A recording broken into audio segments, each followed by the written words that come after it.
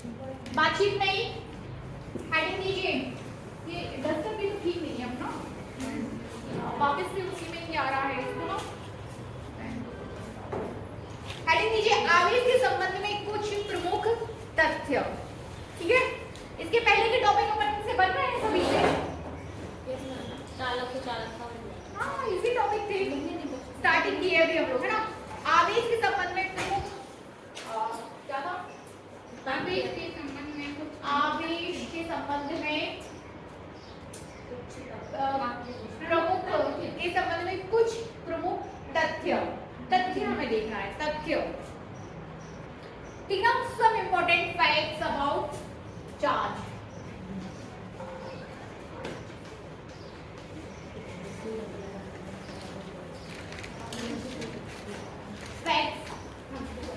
कुछ प्रमुख तथ्य में आप ये सीखोगे कि भैया आवेश क्या, कैसी वैल्यू जोड़ सकते हैं कि घटा सकते हैं कि नहीं जोड़ा जा घटाया जा सकता। ये सारी चीजें हम आवेश के संबंध में देखेंगे। ठीक है ना, इसके पहले के सारे टॉपिक्स अपने क्लियर है। ठीक है ना, नोट भी कर लीजिए इसको और देखिए बहुत ध्यान से पढ़िए इस टॉपिक को। इस टॉपिक से आपके खालिस्तान, सत्य असत्य, सही जोड़ियां बनते हैं। समझ रहे? इस ये जो हम 6 से 7 आप फैक्ट देखोगे तो इन फैक्ट से आपके सत्य असत्य, सही जोड़ियां, खालिस्तान ये बनते हैं। ठीक है, लिखिए और एक शब्द में उत्तर देना, एक वाक्य में लिखिए। आवेश के संबंध में प्रमुख कुछ तथ्य निम्नलिखित हैं। पहला, पहले में डालो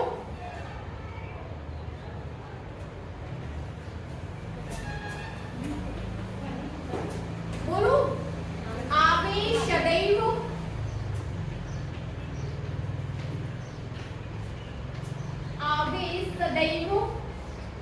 चालक के बाहरी पृष्ठ पर होता है। आवेश सदैव चालक के बाहरी पृष्ठ पर होता है। ठीक है ना, आवेश सदैव चालक के बाहरी पृष्ठ पर होता है। रीता, देखा, राखी, राखी सत्य सत्य बताना है।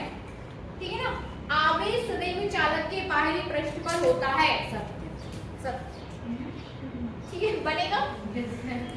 दूसरा लिखिए, खोखले चालक के अंदर कोई आवेश नहीं पाया जाता है।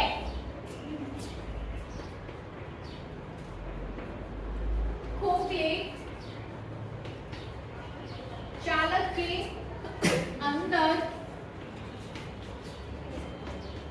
कोई आवेश नहीं पाया जाता है। ठीक है ना, रीता खालिस्तान बताइए। खोखले चालक के अंदर आवेश डैश डैश डैश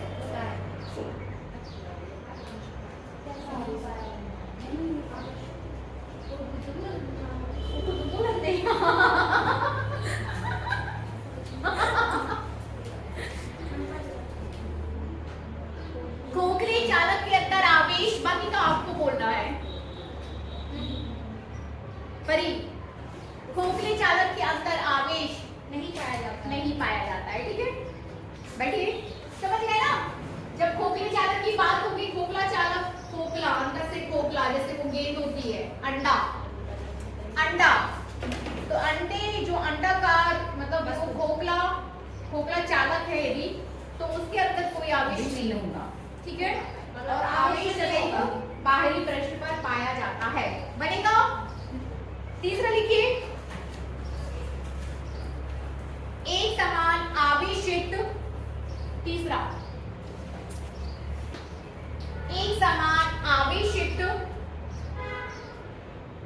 खोखले गोले के अंदर, एक समान आवेशित खोखले गोले के अंदर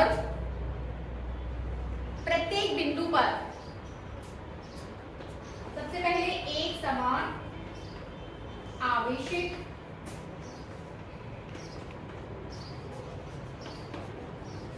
खोखले गोले के अंदर खोखले गोले के अंदर प्रत्येक बिंदु पर, ठीक है ना, प्रत्येक बिंदु पर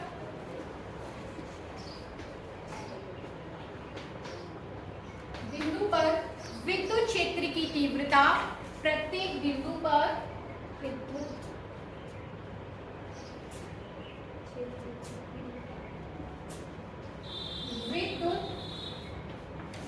क्षेत्र की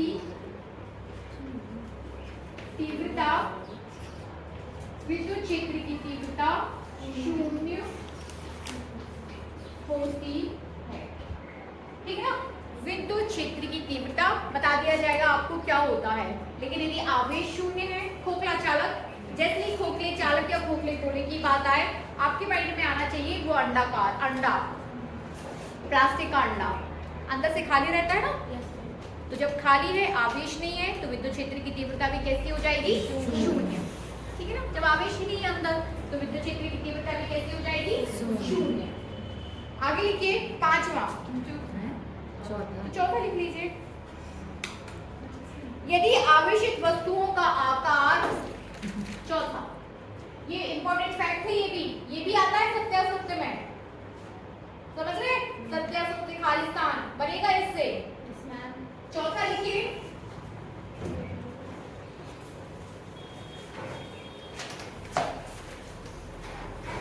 यदि आवेशित वस्तुओं का आकार, यदि आवेशित वस्तुओं का आकार उनके बीच की दूरी,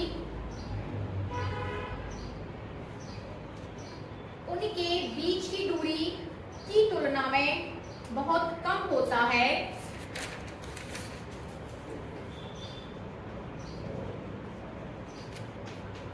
यदि आवेशित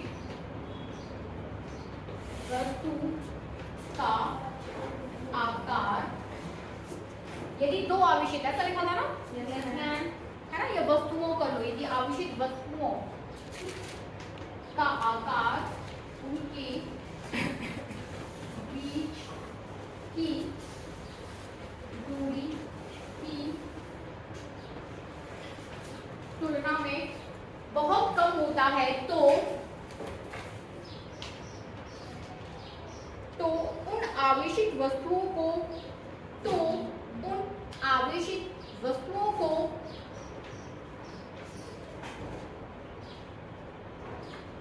उन आवेशित वस्तुओं को बिंदु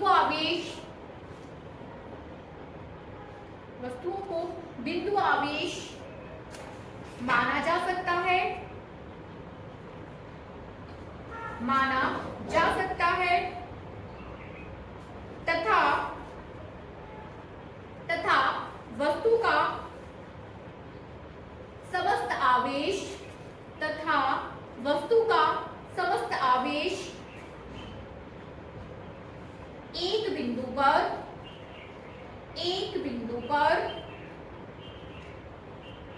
केंद्रित माना जा सकता है, एक बिंदु पर केंद्रित माना जा सकता है, ठीक है। अब इस बात को समझिए, जैसे दो वस्तुएं, एक वस्तु ये और दूसरी वस्तु ये, आकार की तुलना में इनके बीच की दूरी कैसी हो गई? बहुत कम। तो इन वस्तुओं को बिंदु जो लिखा है उसको समझाया जा रहा है, ठीक है ना। आपने जो 2 से 3 लाइंस लिखी हैं वो आपको समझाई जा रही हैं। वो क्या कि यदि आवेशित वस्तुएं, ये 2 आवेशित वस्तुएं हैं, इन 2 वस्तुओं के बीच की दूरी अभी तो पर्याप्त है, लेकिन बहुत आकार की तुलना में कैसी कर दी जाए? बहुत कम। तब इन वस्तुओं को, आवेशित वस्तुओं को बिंदु आवेश माना जा सकता है। कैसा माना जा सकता है? बिंदु आवेश। वस्तुओं को, हाँ, वस्तुओं को, आवेशित वस्तुओं को बिंदु आवेश माना जा सकता है, ठीक है। आवेशित वस्तुओं को बिंदु आवेश माना जा सकता है, बिंदु आवेश बनेगा। नेक्स्ट डालिए 5वां, फिर से 5वां पॉइंट बहुत इंपॉर्टेंट पॉइंट है, ये साफ कर रही हूं मैं।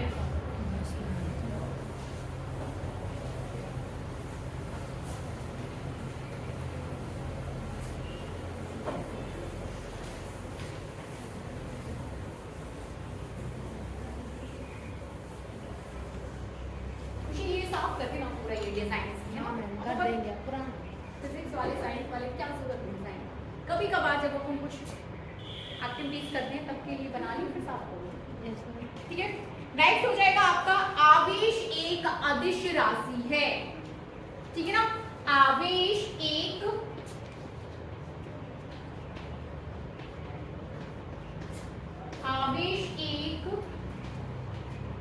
अदिश राशि है। किरण, अदिश राशि और किसे कहते हैं? ठीक है, और कौन बताएगा परिभाषा? बताइए। वे राशियां जो दिशा पर निर्भर नहीं करती हैं, व्यक्ति परिणाम पर निर्भर करती हैं, अदिश राशि जिन्हें व्यक्त करने के लिए आवर्त दिशा की आवश्यकता नहीं पड़ती है, केवल परिमाण से काम चल जाता है। ठीक है ना, तो सभी राशियां अदिश राशियां कहलाती हैं। बैठिए, तो आवेश कैसी राशि हो गई? अदिश। याद रहेगा, ऑब्जेक्टिव का क्वेश्चन है, आवेश राशि है, सदिश, अदिश, विमाहीन और इनमें से कोई नहीं, तो हमें किस पे टिक करना है? अदिश पे। आवेश अदिश राशि है, बनेगा। आप जो बोलते हो, जो लिखते हो, उसी से ही ऑब्जेक्टिव, खालिस्तान, सही जोड़ियां और सत्य सत्य बनते हैं। ठीक है ना, तो आवेश अदिश राशि है। आगे लिखिए, अतः धनात्मक आवेश को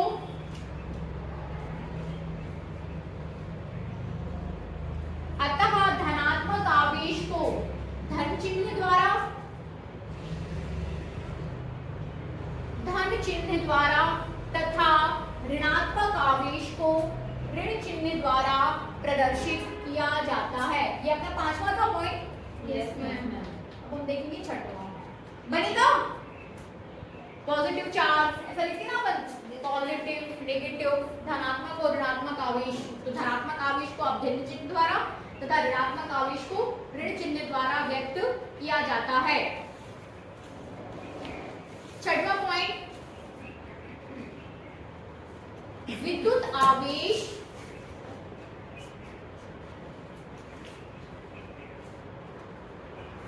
योज्य राशि है। योज्य, ठीक है ना,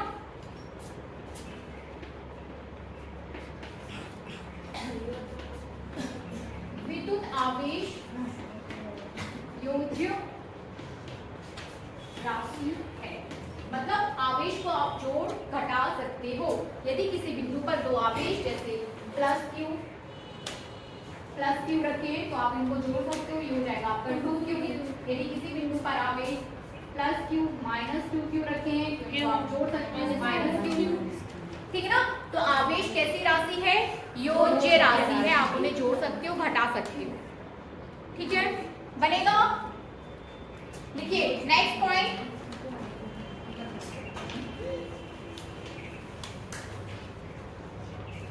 किसी वस्तु पर आवेश, हाँ 7वां पॉइंट, सारे पॉइंट बहुत इंपॉर्टेंट है। ठीक है ना, सभी बहुत बहुत बहुत इंपॉर्टेंट है। बेसिक है आपका आवेश का ये। तो लिखिए, आवेश, किसी वस्तु पर आवेश, किसी वस्तु पर आवेश उसके वेग पर निर्भर नहीं करता है।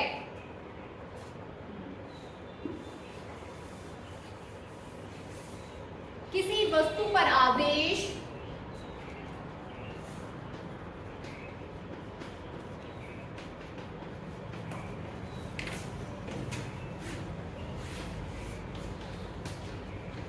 उसके वेग पर निर्भर नहीं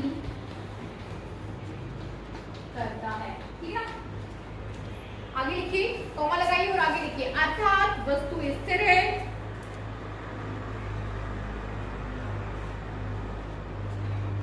अर्थात वस्तु स्थिर है,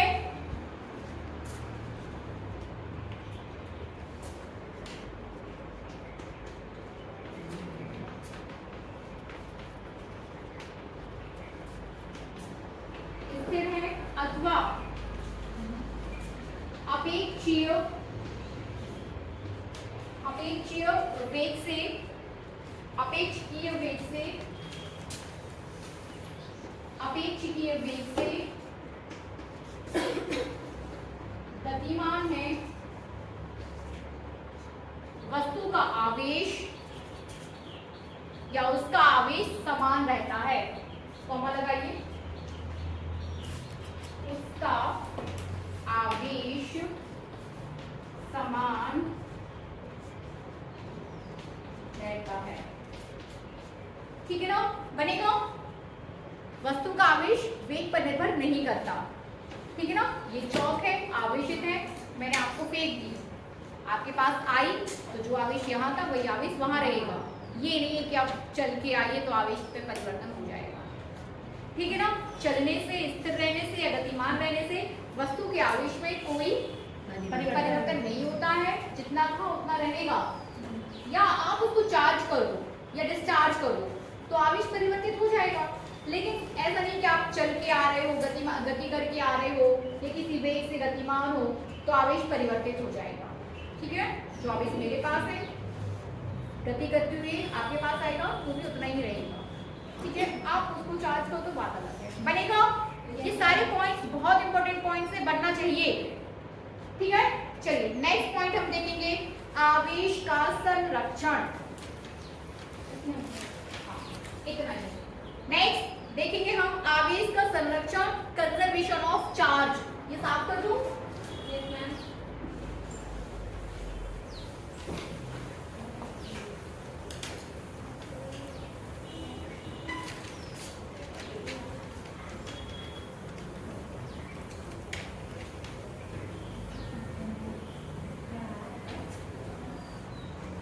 आवेश का संरक्षण हमें देखना है। ठीक है, चलिए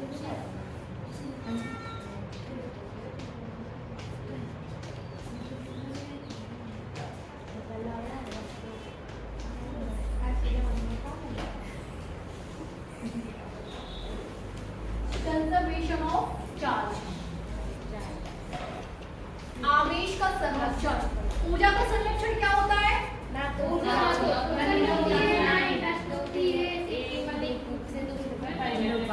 ठीक है ना, तो आवेश को भी हम ऐसे ही मान लेंगे कि आवेश को नष्ट नहीं किया जा सकता, तोड़ा नहीं जा सकता। लिखिए, किसी पृथक्कृत निकाय में, किसी पृथक्कृत निकाय में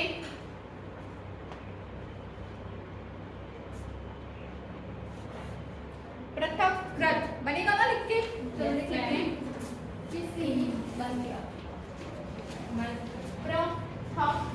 पृथक्कृत निकाय में,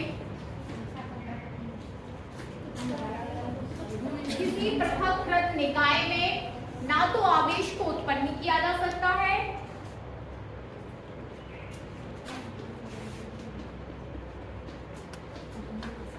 ना तो आवेश को उत्पन्न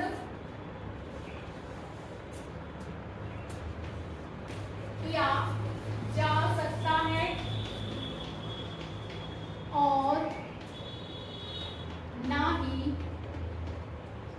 और ना ही नष्ट किया जा सकता है। ठीक है ना, और ना ही नष्ट किया जा सकता है।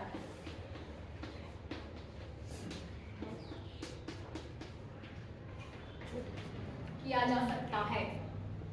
ठीक है, तो यही हो जाएगा आपका आवेश संरक्षण का नियम।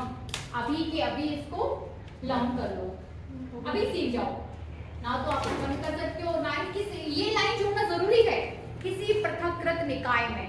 मतलब जैसे आपने कांच की एक छड़ ली, उसको फर से रगड़ा, आपने उसमें आवेश को उत्पन्न नहीं किया है, था उसमें, आपने उसको बस एक्टिवेट कर दिया है।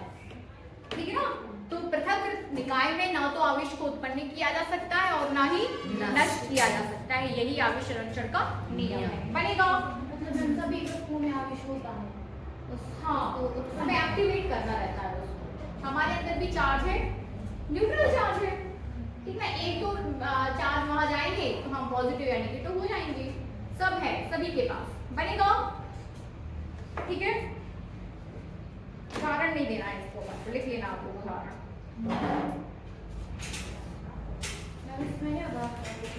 लिखते रहना, है ना। उदाहरण जो एक तो मैंने ही दे दिया, एक आपका नाभिकीय विक्रिया से हो जाएगा कि पॉजिट्रॉन न्यूट्रॉन में बदल रहे हैं लेकिन आवेश चेंज नहीं हो रहा, हो जाएगा ना। लिखना चाहते हो?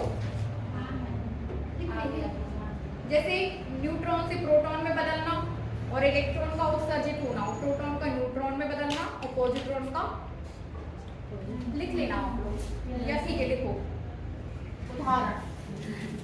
उदाहरण में एक तो आपको जो मैंने बोला है वो रगड़ने वाला आप लिख लेना, मैं नहीं लिखवा रही। और दूसरे में आपका जो हो जाएगा प्रोटॉन न्यूट्रॉन में बदलवाओ, ठीक है ना। न्यूट्रॉन प्रोटॉन में बदल रहा है, न्यूट्रॉन यहाँ प्रोटॉन में बदल रहा है और प्रोटॉन यहाँ न्यूट्रॉन में बदल रहा है, ठीक है ना। जब समझ दे सीख लो इसको, न्यूट्रॉन किस में बदल रहा? प्रोटॉन में। प्रोटॉन किस में बदल रहा? न्यूट्रॉन में। और जब न्यूट्रॉन प्रोटॉन में बदलता है तो उसके साथ अपने साथ एक इलेक्ट्रॉन उत्सर्जित करता है और यहाँ पर एक पॉजिट्रॉन उत्सर्जित होगा, ठीक है ना। ठीक है, आवेश यहाँ पर हम बनाएंगे कि न्यूट्रॉन पर आवेश आपका ये 0 1 और यहाँ पर भी ये 0 1, प्रोटॉन पर कितना हो जाएगा 1 1 और इलेक्ट्रॉन पर -1 0 हो जाएगा 1 हो जाएगा -1 0, ठीक है। यहाँ पे क्या हो जाएगा 1 1 और ये हो जाएगा आपका +1 0। अब देख लो दोनों साइड आवेश की मात्रा कैसी होगी? बराबर। यहाँ आवेश की मात्रा कैसी चल रही? बराबर, प्लस माइनस तो 0 आ रहा है ना, और यहाँ पर भी 0 +1, ठीक है। तो आवेश कैसा है? एक निश्चित न्यूनतम मान का। हाँ, हम ये बात कर रहे थे कि आवेश जो है उसकी एक वैल्यू को कैसा कर दिया गया है? निश्चित कर दिया गया है, निश्चित कि उससे कम वैल्यू अब हो नहीं सकती, ठीक है ना। वो कितनी फिक्स कर दी गई है? 1.6 × 10⁻⁻90 कूलम। क्या इससे कम आवेश पढ़ा आपने कभी कि इससे कम है? ये 0.6 है, किसी वस्तु पर आवेश 0. इतना निश्चित होता है, ये न्यूनतम मान है आवेश का। इससे ज्यादा जो होगा वो किसी नंबर का पूर्व गुणज होगा, ठीक है ना।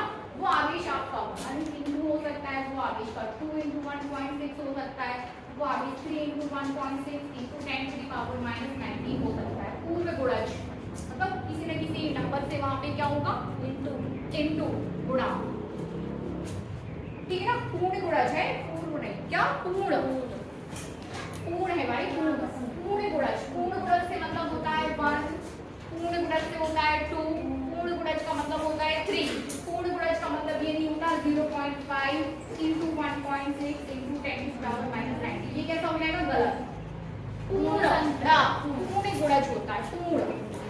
वो पूर्ण संख्याएं कौन सी? 1 2 3 4 5 6 1000 2000, लेकिन नहीं 1000.5 नहीं, ये पूर्ण संख्या नहीं है। तो पूर्ण संख्या का गुणज होता है, बनेगा। आगे लिखिए, प्रयोगों द्वारा पाया जाता है कि, बन रहा है ना किरण अभी?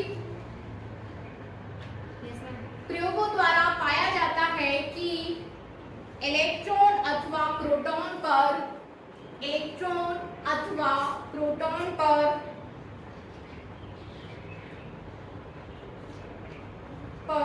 पाया जाने वाला आवेश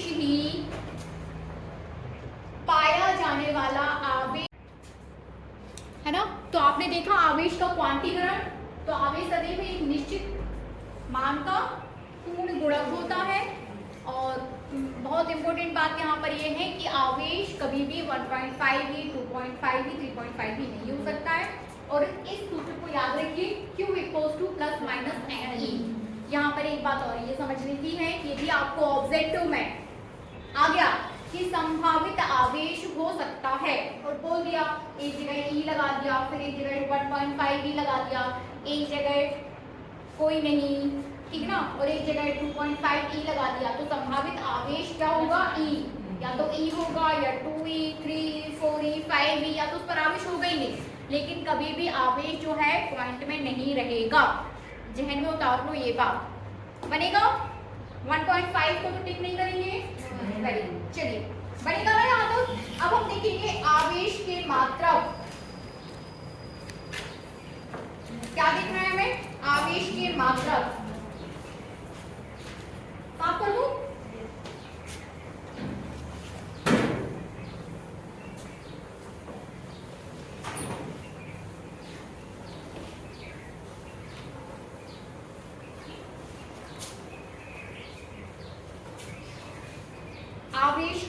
मात्रक। तो आवेश का ऐसा ही मात्रक तो आपको पता होगा क्या है? कूलम।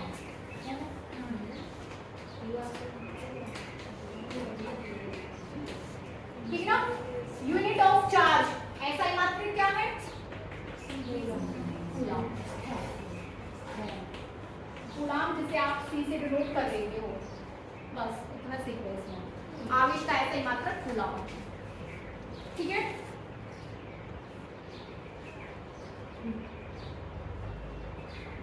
ठीक है ना? कुछ और मात्रक भी हैं छोटे छोटे, जैसे कि एक तो हो गया कूलम, फिर हो जाएगा आपका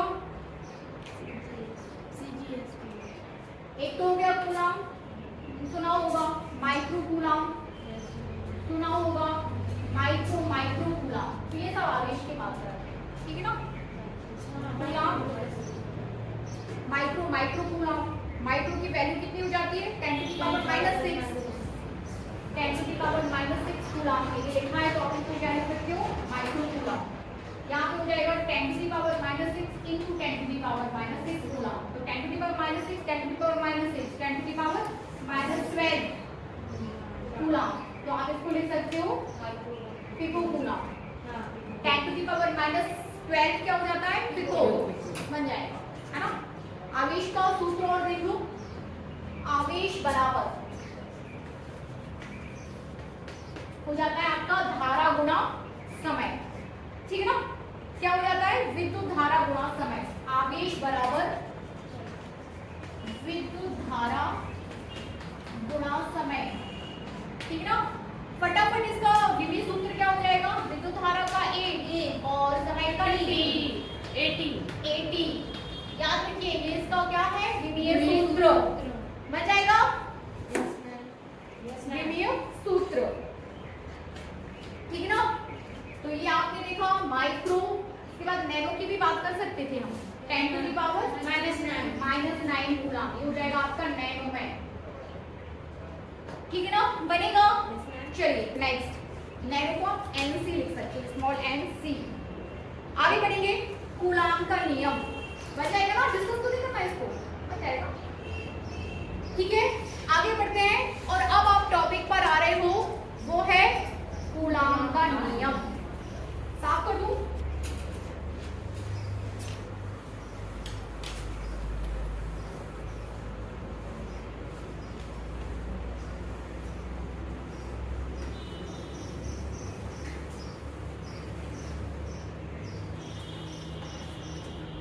बंद हो जाए तो बताना।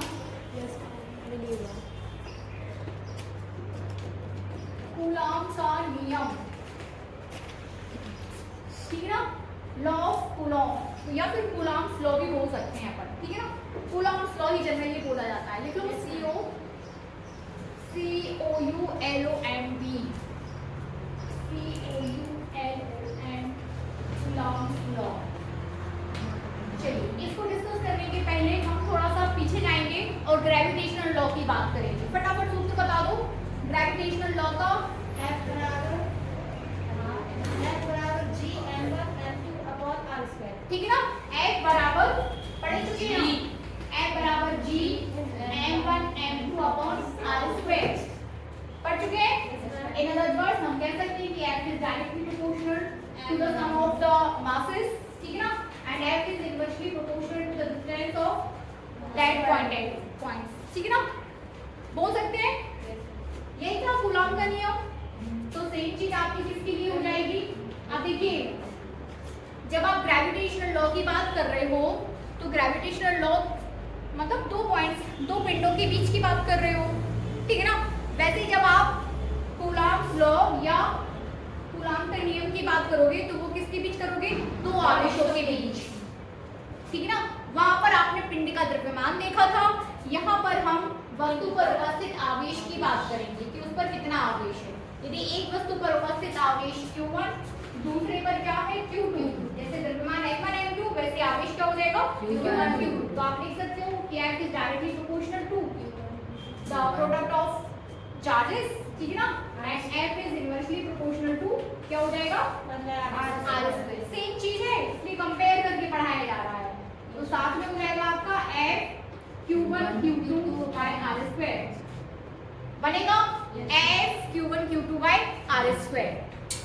दोनों आवेश के बीच की दूरी, दोनों आवेशों की मान और उनके बीच की दूरी के वर्ग के व्यतक्रमानुपात वर्ग नियतांक आएगा। जैसे यहाँ g आया है, यहाँ पर आ जाएगा f equals to 1/4/ε0 q1 q2/r²। ये नियतांक आएगा। ε0 बता दिया जाएगा आपको, विद्युतशीलता है। क्या बोलते हैं? विद्युतशीलता। जैसे वो ग्रेविटेशनल कांस्टेंट था, साल्विक ग्रेविटेशनल कांस्टेंट, ये हो जाएगा विद्युतशीलता। देख लेंगे कि निर्वात की क्या है कि वायु में। निर्वात शब्द भी समझ लो, निर्वात क्या होता है? क्या कुछ है ही नहीं, ठीक है ना। और माध्यम भी समझते हो, माध्यम की विद्युतशीलता, निर्वात की विद्युतशीलता बनेगा ये। लिखिए,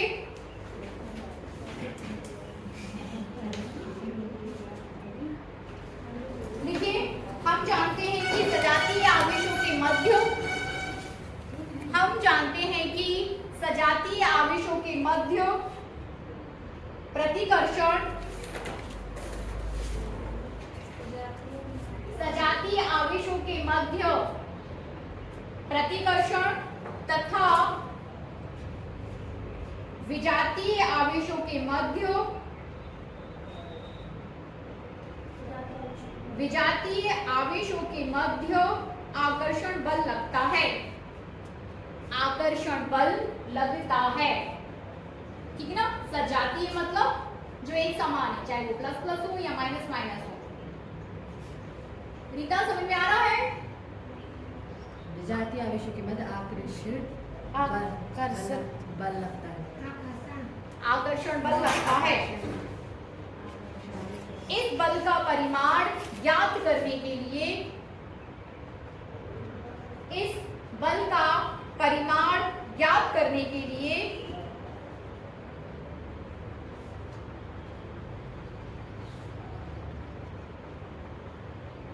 सन 1785 में,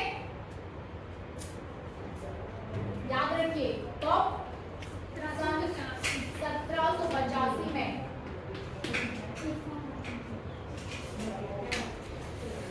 प्रयोगों के आधार पर, प्रयोगों के आधार पर कूलाम ने एक नियम प्रतिपादित किया, कूलाम ने एक नियम प्रतिपादित किया जिसके अनुसार, ठीक है ना, समझ आ रहा है? Coulomb is the name of the scientist, किसी व्यक्ति का नाम है, वैज्ञानिक का नाम। जैसे आपका और हमारा नाम है, वैसे किसी व्यक्ति का नाम क्या है? कूलाम। तो नियम प्रतिपादित किया जिसके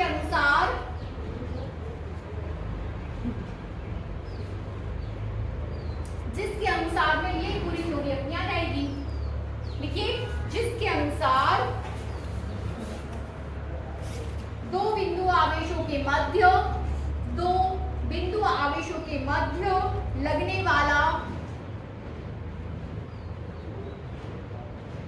दो बिंदु आवेशों के मध्य लगने वाला आकर्षण या प्रतिकर्षण का बल,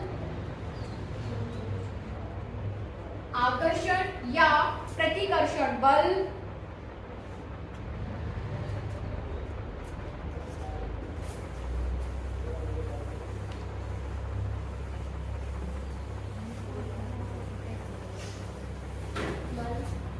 लगने वाला आकर्षण या प्रतिकर्षण बल, ठीक है ना। इसको कंप्लीट कर लेते हैं थोड़ा सा। आकर्षण या प्रतिकर्षण बल उन आवेशों के परिमाण के बल, उन आवेशों के परिमाण के गुणनफल, उन आवेशों के परिमाण के गुणनफल के अनुक्रमानुपाती,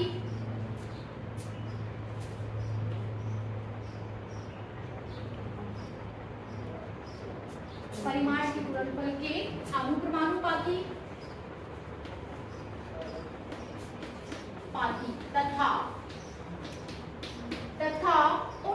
आवेशों के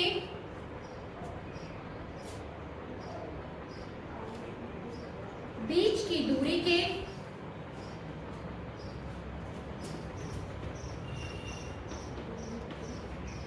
उन आवेशों के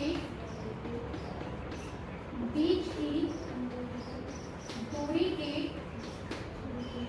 वर्ग के बीच की दूरी के वर्ग के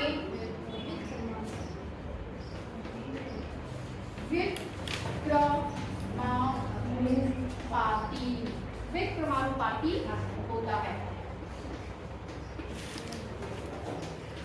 उनकी बीच की दूरी के वर्ग के व्युत्क्रमानुपाती होता है।